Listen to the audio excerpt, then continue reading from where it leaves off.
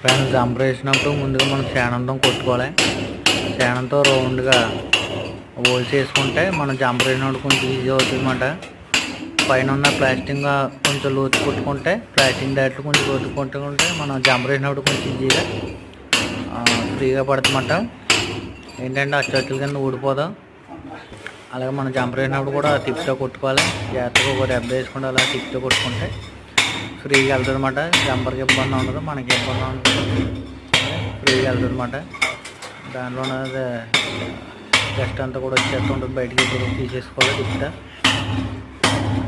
Friends చూడండి, ఇప్పుడు వేసాం కాబట్టి ఇప్పుడు దాన్ని ఏంటంటే అలా టిప్తో కొట్టినప్పుడు కొంచెం ఫ్రీగా వెళ్తుంది. కొంచెం లోడ్ అన్నప్పుడు తీసేసి దాన్ని తోలుకోవాలన్నమాట కింద. అది ఓకే ఫ్రెండ్స్, లైక్ చేయండి మరి.